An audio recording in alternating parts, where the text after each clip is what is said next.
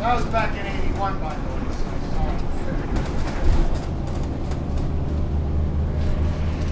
Shit, I hope everybody caught Van Halen the last time they came around with Dave. Sure kicked ass. It's a dream come true. Kind of like this, seeing British Steel. I saw this album played almost in its entirety, like tonight, back in 1980 at the Palladium in New York City.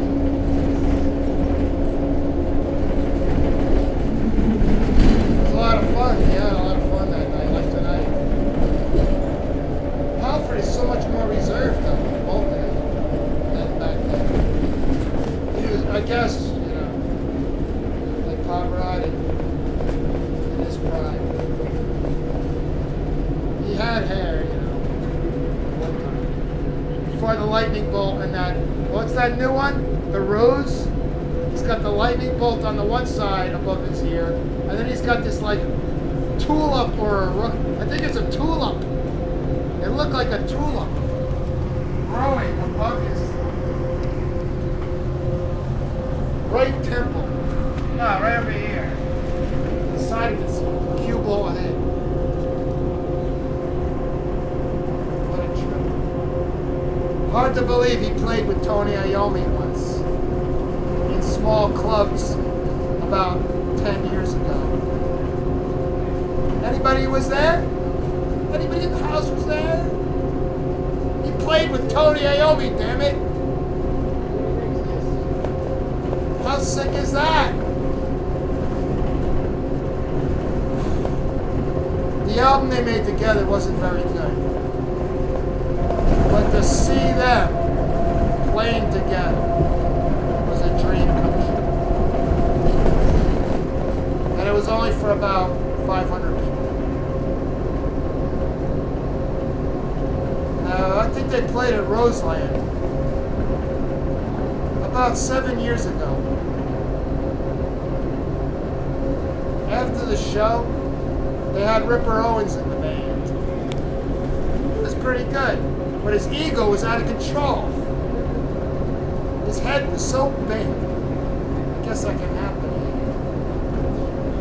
When you're fronting that sick machine.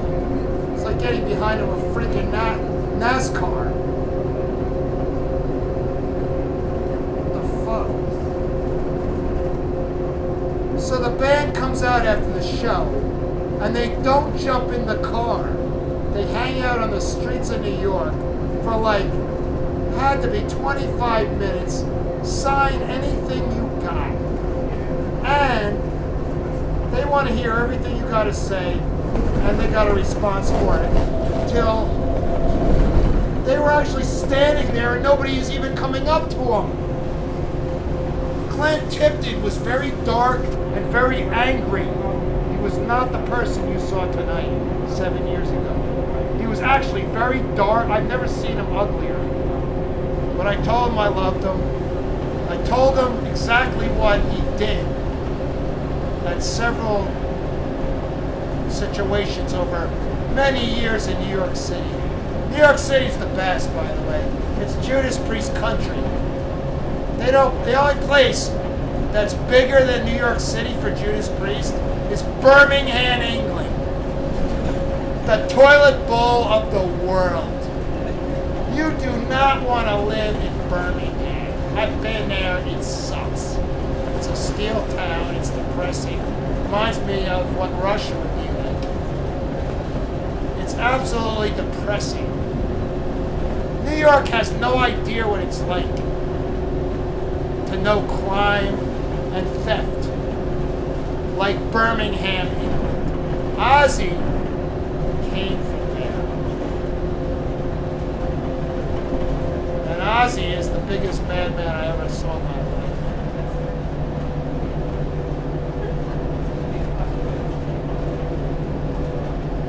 So what a fun time. Here's to you.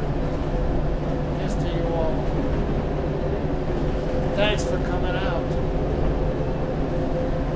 Supporting the band. The whole upper shell was empty. Aerosmith, that shell was full. That was the hottest fucking show I saw this year. It ain't even get any higher than that. Impossible. You cannot get fucking better than that. No fucking way.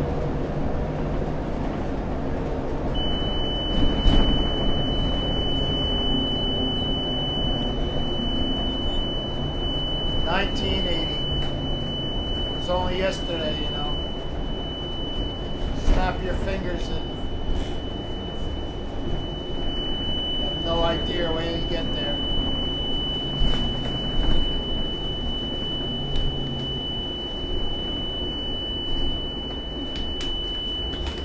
Just last week.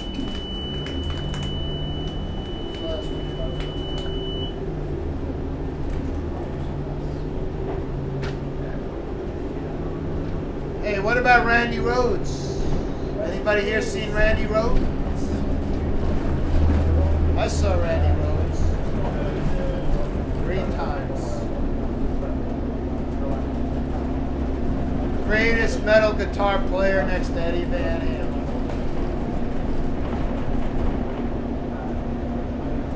And me and Eddie are buddies. Well, I wish, but we are. Who's really friendly? Like Bob Dylan. Can anybody really figure him out? Eddie Van Halen is insane. He really is 2010. It's true. Has nothing to do with Sammy Hagar. I like Sammy too. I just don't like him in Van Halen. He's okay. It's alright. It's alright. He ain't no... He can't hold David's jockstrap, but...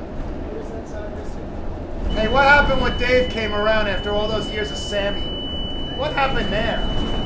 That's gotta break some fucking brains. What happened when people saw Dave? I wonder.